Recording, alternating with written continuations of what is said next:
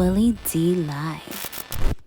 Well, I was about to say, like, some white people know the truth, and but they're not in the business of spreading the truth, No. about that type of thing. They know what the truth is because from time to time you do hear white people who are truth crusaders who will say, "Hey, this is what Yeah. it is. Yeah. This happened. It Yes. happened like Yes. this. I know we don't like to Yes. hear that and know that, Yes. but this is what happened, and this is how it happened, and therefore coming about that truth." Yes. But as far as like that truth being disseminated on a mass scale, you can forget it if you think No, you're gonna get that from American that's media. not gonna happen. Yeah, We have to tell it ourselves. yeah, It's like all my friends around me, all the people around me talking about, "You turning down $1 million? Man, I'd taken that money and gone on and greater than us." No. And this is one of the reasons I turned it down, because once you sell out once, that's right. how easy it is for the second Yeah, and third and fourth time everything you do becomes about a check, just a comes about check. a check. Yeah, And since that has happened, that was back in the 90s. And like I said, you can find the short film. I've got 2 short films on YouTube. One called Remember Me, if you go on Hawthorne James, and others called Lisa Trotter, and that's a story unto itself. Sam Greenlee, who wrote the Spook Who Sat by the Door, wrote a full feature film, and I produced a short trying to raise money so we could do the feature. But uh, okay, I've lost my train of thought again. Uh, but the thing about Remember Me is the two phenomenal actresses are in it. So I hope we get to see it. But I'll think about whatever it is I was trying to say before. yeah. Well, you're a whole lot better with memory than me, man, because I would have just forgot all that. Like I can't even believe that you remember all the names of all of these directors and stuff. Like I probably could remember the artists and stuff, but I don't remember a lot of directors' names. Well, I don't remember everybody's names, but everybody's kind of important in my life, because you. I think you were going to ask me once about what my favorite character is, and I have to, and people have asked me that, and I have to answer every one that I've ever done. Hmm.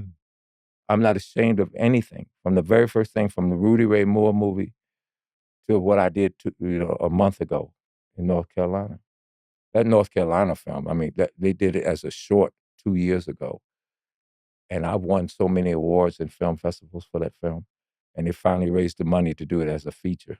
So I'm looking forward to seeing that film, Hmm. in the Matchbox. But and he wasn't afraid to let me once again.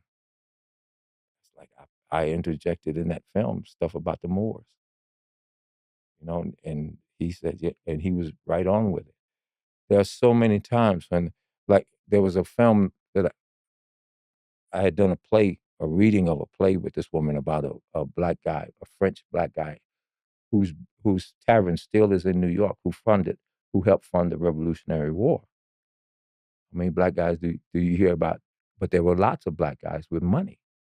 I just saw a multimillionaire in the 1800s who Wall Street. I mean, the New York Wall Street, who had made millions of dollars. But this guy funded the Revolutionary War, part of it.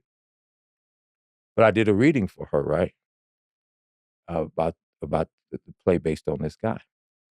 Well, years later, she wrote a Christmas movie. Matter of fact, she wrote the second Christmas movie which will be coming out, a short film, an animated film, will be coming out this Christmas. But she wrote this film about this girl getting married and her family, and she said, "I want you to play the father." I said, "Hey, oh yeah," and we got to talking, and I haven't watched the NFL in 7 years.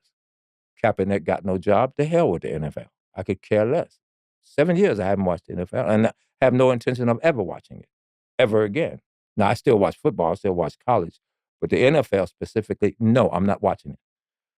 So in the film itself, the family is sitting down watching a football game on Sunday. And I walk out and I ask her, well, can I say something about, like, Y'all can watch that, y'all, if you want to, but I'm not watching it. You know, Kaepernick, nope. And I walk on through. Well, the producers, and she started talking about, oh yeah, if we do that, we can do this. And you know, the consciousness started raising. And she's like that. And I was saying, yeah, this woman here, she's not one of them people that are afraid of massa. And that's all I said. Well, as I walked by, you know. Well, she called me up about a week later and said, you know, them producers said no. Oh no, no. To all the ideas that we had talked about, they said no. And they said, well, there's another guy that they're going to hire to do the lead, to do the father. But there's not this other role, the smaller role. They they said you could do. I said, shove that shit up your butt. I'm gonna sit there and watch some other guy do something that I was supposed to do. I can't handle it. I can't do that. My ego would not allow me to do that.